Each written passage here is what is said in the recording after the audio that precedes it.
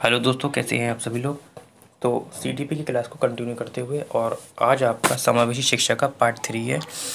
ठीक है, बाकी किसी भी क्वेरी के लिए आप लोग व्हाट्सअप कर सकते हैं और पीडीएफ के लिए टेलीग्राम चैनल ज्वाइन कर सकते हैं।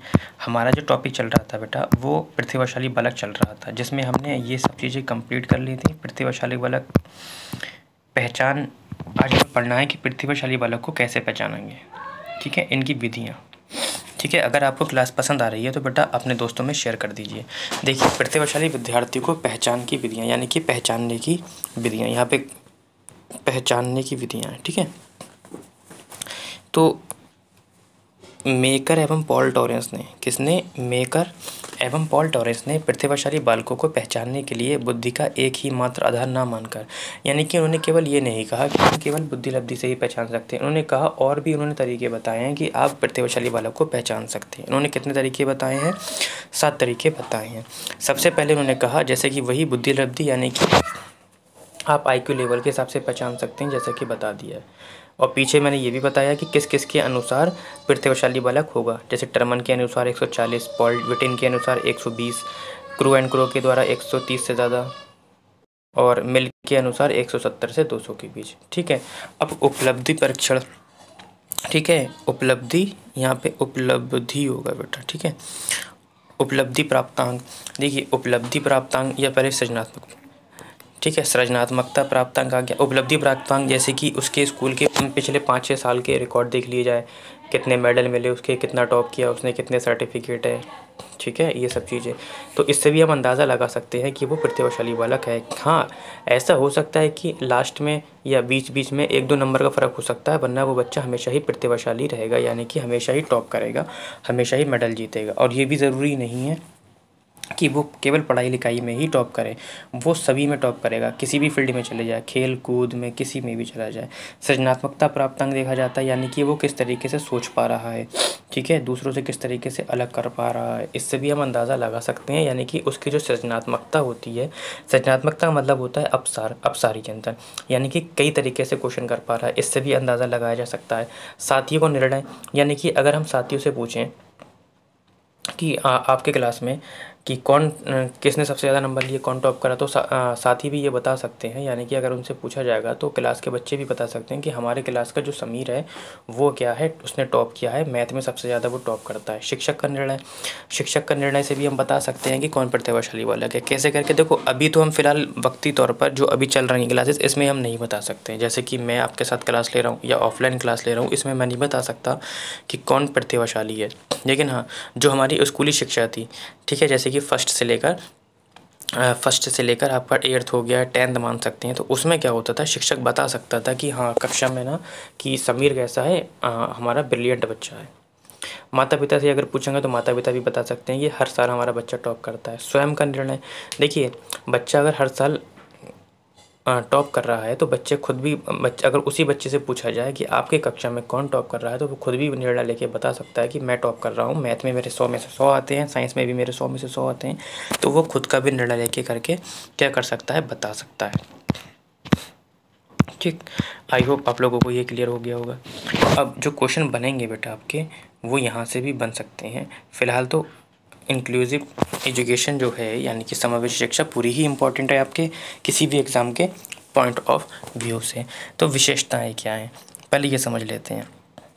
देखो, स्वतः कार्य करने की आंतरिक प्रेरणा होती है इसमें। कैसी प्रेरणा होती है? आंतरिक, यानी कि इनसे कहा नहीं जाएगा कि बेटा पढ़ लो, बहुत मारूंगा तो मैं ये गिफ्ट दूंगा, पढ़ लो, ऐसा नहीं है। ये आंतरिक रूप से प्रेरित होते हैं, इन्हें बताने की ज़रूरत नहीं है, ये खुद ही से पढ़ना शुरू कर देते हैं। ठीक है, सहशैक्षणिक, सहशैक्षणिक का मतलब होता है ये केवल पढ़ाई लिखाई में ही टॉप नहीं करते हैं, यानी कि ये किसी भी फील्ड में चले जाएँ, जैसे कि खेल कूद में, रनिंग में, गेम में, तैराकी में, सब में क्या करते हैं, ब्रिलियंट परफॉर्मेंस करते हैं। अमूर्त चिंतन होता है, यानी कि सोचने की विशाल पावर होती है। यानी कि अगर इनसे कहा जाए, यानी कि अगर बच्चे को कुछ पढ़ाया जा रहा है और विषय वस्तु को चेंज कर दिया जाए, तो ये अमूर्त चिंतन कर सकते हैं। वहाँ पर क्या कर सकते हैं, अमूर्त चिंतन कर सकते हैं। इनको अमूर्त सोचने की भी क्षमता होती है, लेकिन मंदबुद्धि वाला क्या होता है, अमूर्त नहीं सोच पाता है। उच्च तर्क शक्ति होती है, लॉजिक होता है, यानी कि अगर कोई भी एक सीक्वेंस दे दिया जाए, जैसे कि 2 4, 6 इस तरीके से यहाँ पे। तो बहुत जल्दी तर्क लगा देते हैं कि सर सब में 2-2 प्लस हो रहे हैं इसलिए यहाँ पर 8 आ गया, यानी कि उच्च तर्क शक्ति होती है। सामान्य ज्ञान में भी रुचि होती है, देश विदेश, राजधानियाँ, कैपिटल्स, लेक वगैरह कहाँ पर हैं, इनमें भी रुचि होती है। विशाल शब्द भंडार, यानी कि डिक्शनरी का विशाल भंडार होता है। उच्च विद्यालय उपलब्धि, यानी कि विद्यालय में भी उपलब्धि होती है। जैसे कि पिछले रिकॉर्ड, जैसे कि मैंने अभी बताया आप लोगों को, पीछे का अगर इनका रिकॉर्ड देखेंगे तो हर बार इन्होंने टॉप किया होगा, मेडल शील्ड सब इनके पास रखी होंगी। अधिगम स्थानांतरण की अद्भुत क्षमता होती है, ये इंपॉर्टेंट है आपका। यानी कि अगर इन्हें का से लेकर माँ तक सिखा दिया और इनसे फिर लिखने के लिए कहा कि बेटा का माला कमल लिखो, तो ये क्या करते हैं, जो उन्होंने सीखा है इसको स्थानांतरित करके क्या कर लेते हैं, कमल को लिख लेते हैं। लेकिन मंदबुद्धि वाला ये नहीं कर पाएगा। ठीक है। उसके बाद खतरा उठाने की आदत होती है। अब देखो, खतरा का मतलब ये नहीं है कि इन्हें खाई से कूदना या छत से कूदना अच्छा लगता है ना। खतरा का मतलब होता है यदि किसी टीचर ने सवाल कराया मंदबुद्धि वाला को, तो मंदबुद्धि वाला उसी को क्या कर लेगा, सॉल्व करके और कॉपी चेक करवा लेगा। लेकिन ये जो प्रतिभाशाली बालक होते हैं ये सोचते हैं कि यार इस क्वेश्चन को किसी दूसरे तरीके से करने की कोशिश करता हूँ, वरना तो मैं वो कर ही लूँगा। यानी कि खतरा उठाने की इनके अंदर आदत होती है। विस्तृत रुचियाँ होती हैं, इनकी जो रुचियाँ होती हैं वो भी विस्तृत होती हैं। ठीक है। मंदबुद्धि वाले की ज़्यादा रुचियाँ नहीं होती हैं। सीखने के तत्पर रहते हैं, यानी कि सीखने के लिए हमेशा तत्पर रहते हैं, कुछ ना कुछ। ज़रूरी नहीं है कि इन्हें जितना सिखाया जाए उतना, जैसे कि मंदबुद्धि वाला को जितना सिखा दिया उतना, जैसे कि बोलते हैं ना, लकीर का फ़कीर जितना बता दिया उतना ही कर लिया। लेकिन ये क्या है, आगे से आगे करने की कोशिश करते हैं। सर ने एक क्वेश्चन मैथ का बताया, ये आगे की पूरी एक्सरसाइज करके ले आते हैं। नेतृत्व का कौशल होता है। नेतृत्व यानी कि ये हमेशा आगे रहना चाहते हैं, सबकी मदद करना चाहते हैं, यानी कि ये चाहते हैं कि मैं सबसे आगे चलूँ, सबको बताऊँ। खोजी की प्रवृत्ति होती है। खोजी का मतलब समझते ही हो आप लोग कि कुछ नया करने की हमेशा सोचते रहते हैं, यानी कि किसी क्वेश्चन को नए तरीके से सॉल्व करना, या किसी ने कोई आपको प्रोजेक्ट दे दिया तो उसको नए तरीके से करने की कोशिश करना, ये पाया जाता है। कठिन कार्यों में रुचि होती है। बिल्कुल, ये बहुत ईजी कार्य है। यदि आप कक्षा में हैं और कक्षा में आप सामान्य बालकों के साथ इसे पढ़ा रहे हैं, तो अगर आपने ईजी सवाल दे दिए जैसे, तो ये करके तुरंत बैठ जाएगा और दूसरे बच्चों को परेशान करेगा। इसलिए कहा जाता है कि प्रतिभाशाली बालक को चुनौतीपूर्ण कार्य दें साथ में, क्योंकि ये समस्यात्मक बालक भी बन सकता है। अगर आप इसको ईजी क्वेश्चन देंगे, ये 5 मिनट में करके बैठ जाएगा। जो सामान्य बच्चे होंगे उन्हें क्या करेगा, ये उंगली करेगा बार बार, अरे तेरा अभी तक नहीं हुआ, देख मेरा हो गया। तो ये भी समस्यात्मक बालक बन सकते हैं। तो इनको कक्षा में कहते हैं चुनौतीपूर्ण कार्य दें। संवेगों पर इनका क्या होता है, नियंत्रण होता है। क्योंकि संवेगों पर इसलिए नियंत्रण होता है, सकारात्मक सोच इसलिए होती है इनकी, क्योंकि ये इनका जो मन में काफ़ी विश्वास होता है खुद के लिए, इसलिए नकारात्मक सोच पैदा नहीं होती है। संवेग पर बहुत नियंत्रण होता है। अभिव्यक्तिकरण, यानी कि ये हर चीज़ को अभिव्यक्त कर सकते हैं अपने तरीके से। ऐसा नहीं है कि जो सर ने आंसर लिखवा दिया है केवल उसी को रट्टा मार के सुना दिया, नहीं, उसको अपने तरीके से अभिव्यक्त कर सकते हैं। चुनौती ना मिलने पर ऊब जाते हैं। जैसे कि मैंने बताया कि यदि आप इनको बहुत ईजी काम देंगे सामान्य बालकों के साथ, तो ये ऊब जाएंगे और समस्यात्मक बालक बन जाएंगे। तो ऐसा भी नहीं करना चाहिए हमें। ठीक।